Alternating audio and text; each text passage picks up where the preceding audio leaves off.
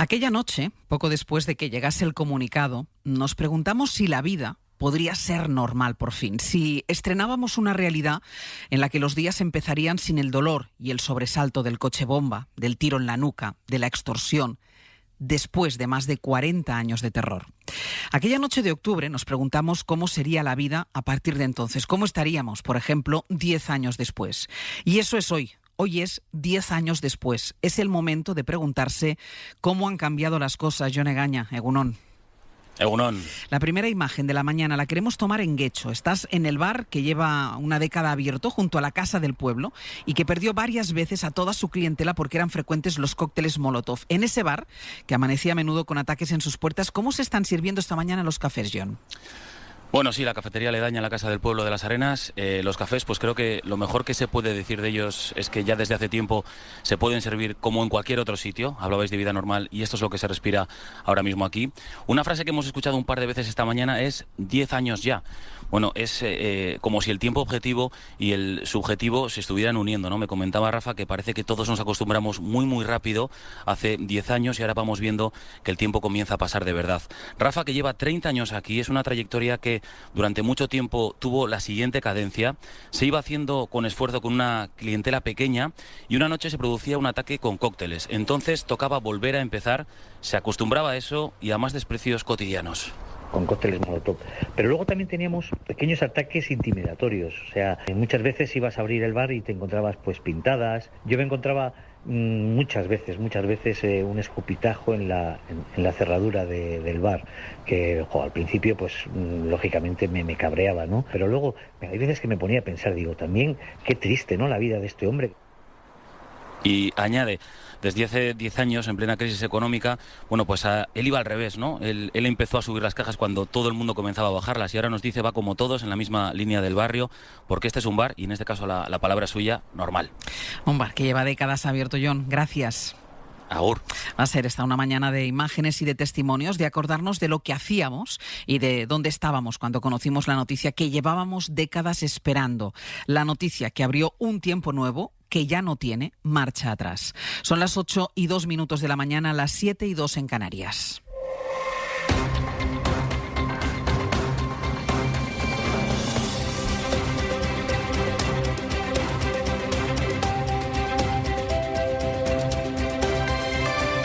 En la cadena SER, Hoy por Hoy, con Ángeles Barceló. Hola, muy buenos días. Fui al coche y al darle al contacto se enciende la radio y dan las señales horarias y entonces dicen: acaba de anunciar que está anunciado el cese definitivo de su actividad armada. En aquel momento a mí me viene toda la pena y la tristeza que sentí cuando ETA asesinó a mi padre.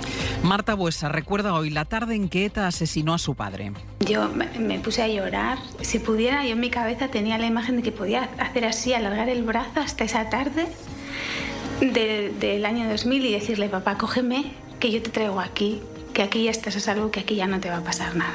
Y era eso, ¿no? Era la desazón de decir, bueno, y tanto dolor, cuánto sufrimiento, ¿y para qué? ¿Para qué? Esta pregunta que se hace Marta Buesa en el nuevo episodio del podcast de la SER Agur ETA es la pregunta que se va a cruzar hoy en todos los actos de homenaje y de recuerdo a las víctimas. Sastre, buenos días. Buenos días, Barceló. ¿Para qué? Es la pregunta. 860 asesinados desde el año 68, 80 secuestros, 7.000 víctimas, 3.000 atentados y una fractura que no se mide en las cifras. Eso es lo que provocó ETA, lo que ahora admiten algunos de los presos arrepentidos y cuyo dolor reconoce por primera vez la izquierda abertzale. En una declaración de Arnaldo Otegi que el gobierno recibió con más distancia de la que en la víspera le había puesto el PSOE, o Zapatero, presidente cuando ETA se disolvió, que habló de un paso de gran trascendencia. Sin embargo, ayer la portavoz... Consideramos que este es un paso insuficiente, que además deberían pedir perdón y que han de pasar de la palabra a los hechos. Y que, por ejemplo, deberían condenar cuando se producen homenajes o manifestaciones en honor de condenados etarras al salir de las cárceles. Va a comentarse mucho hoy lo que están publicando a esta hora El Correo o Antena 3. Sí, es el discurso que dio el propio Otegi a un grupo de militantes de Bildu horas después, 7 horas después, de que hubiera reconocido el dolor de las víctimas de ETA. Baina gu berreon ditugu barruan, Dice, tenemos a 200 presos dentro y esos tienen que salir. Y si para eso hay que votar los presupuestos, pues los votamos. Es un momento difícil, sigue diciendo Otegi, crítico, importante, vamos a darlo todo. Lo que queremos es que pasen estos 2 años de legislatura y que este gobierno esté otros 4 años, porque sabemos cuál es la alternativa. Estas son las declaraciones que se están conociendo ahora mismo de Otegi. Ayer mismo, Pablo Casado acusaba al PSOE de estar blanqueando a Bildu. Se va a hablar mucho hoy de esta declaración de Otegi a un grupo de militantes y que acabamos de conocer cómo se estaba hablando de su declaración sobre el dolor de las víctimas. Otegi, en cualquier caso, planea sobre este 10º aniversario en el que la sociedad vasca confirma que ha adquirido el anhelo que tanto nos repetíamos esa noche del 20 de octubre de 2011. Isabel León, egunon. ¿Qué tal, Ángel Egunon? El anhelo de ser una sociedad normal. Y eso pasa, por ejemplo, porque el terrorismo deje de ser un problema prioritario. El futuro laboral se antepone en cualquiera de las encuestas cuyo titular antes pasaba sí o sí por ETA. Otro ejemplo de normalidad. Yo tenía 10 años cuando se acabó, o sea, ni siquiera lo he vivido, pero...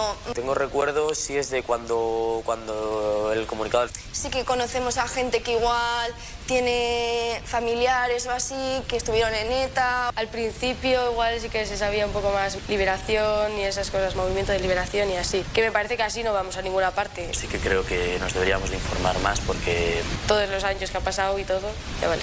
Las voces de los jóvenes, ese ya vale, es una marca sin duda que debemos escuchar y atender. Hoy los jóvenes señalan, marcan los actos centrales de este aniversario con un acto en hora y media que va a presidir el Lehendakari en Bilbao. Otro que lo fue, Ardanza, se pregunta hoy cuántos años va a necesitar nuestra sociedad para que prescriban las barbaridades de ETA. Por mis nietos, concluye, para mis nietos es ya historia lejana. Muestra de que no lo es que se sigue trabajando en la reconstrucción y de que, como nos decía un concejal socialista, a todos, hace 10 años, un día como hoy, se nos paró el tiempo.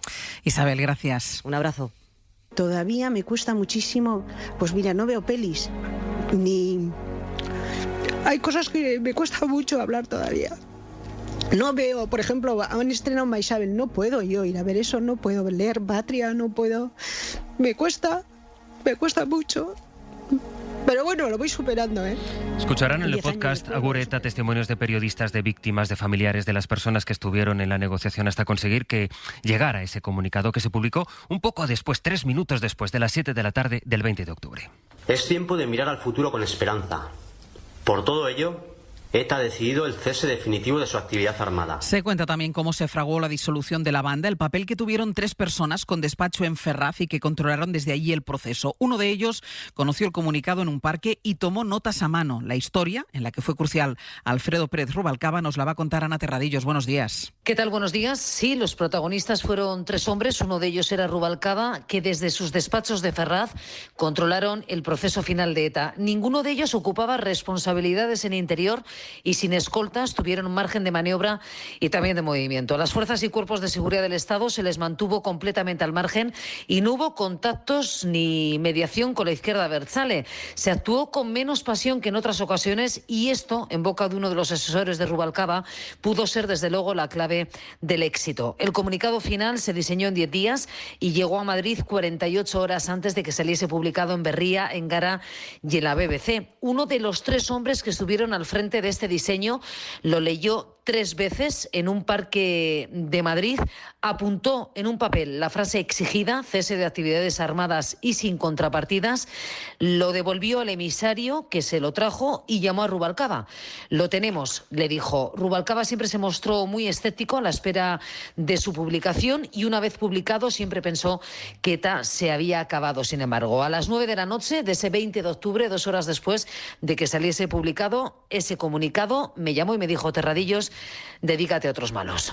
Veremos en qué clima se celebra la sesión de control, que en menos de una hora empieza en el Congreso y a la que vamos enseguida. Antes, vamos a completar la portada con el pronóstico del tiempo. Jordi Carbó. De momento, pocas novedades hoy. Calor durante la tarde en el Cantábrico más oriental, el Valle del Guadalquivir y Canarias. Aquí máximas alrededor de los 30 grados. En el resto del país, más que calor, ambiente cálido al sol. Chubascos hasta el mediodía en Galicia, Asturias y la provincia de León. Y a partir de mañana, descenso significativo de temperaturas.